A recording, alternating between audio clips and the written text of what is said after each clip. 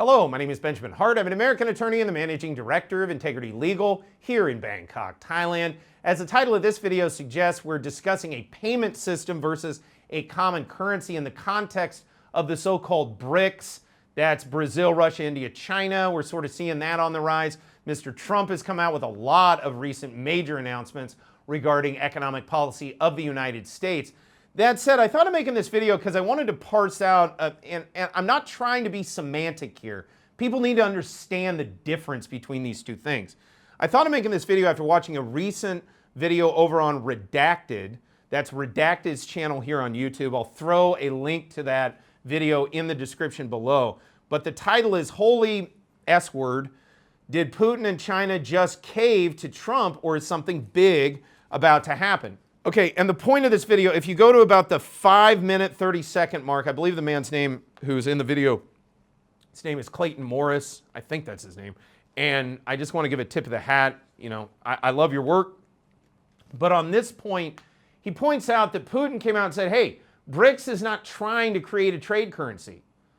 And then Mr. Morris comes out and he actually puts it up. He puts up a, we'll try to find this in the actual clip, but he actually puts up again, it's about the 5-minute, 30-second mark. He puts up one where it's a headline, I think from The Guardian, where it says, oh, but he is saying a currency, but in the headline it actually says, yes, we are trying to do a payment system. That's a big difference.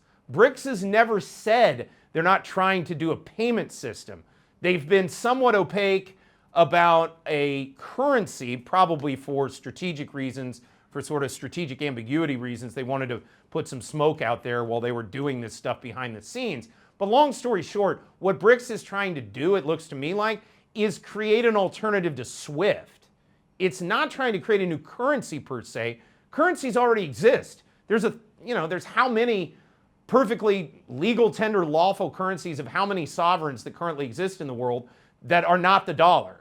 Okay, like we don't need really a new, well, not we, I'm not really part of this, but I don't think those who are making these moves feel that they need a new currency. No, they need a new infrastructural system, as I call it, sort of a rail network. That's how I see it in my mind, in my brain. Sort of, they need a new rail network for capital movement. mBridge is a good example of this. Down here in Southeast Asia, utilized with the Hong Kong Monetary Authority, UAE, and the Bank of Thailand, that would be a good example of, yeah, that's an alternative payment system. This should not be confused with a currency per se. And here's the difference. The two things are different sides of the same coin, if you will. How so?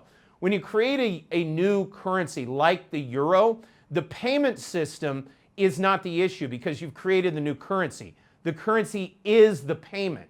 So whatever payment system then arises is utilizing your currency.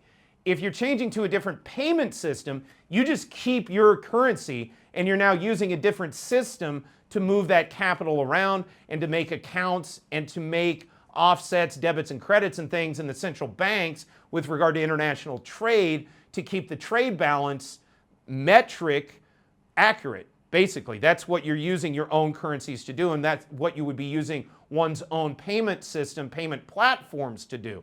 Understand, this is a different thing than a currency.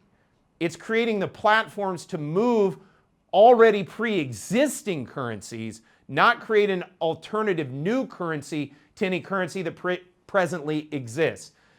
That's what it looks like they're doing. I'm not necessarily sure they're doing that out of any sense of altruism. It's probably more out of the sense of that's the easier way to do it, and that's the more direct way to do it. Just set up a new payment system and we'll just interact with each other in our own sovereign legal tender.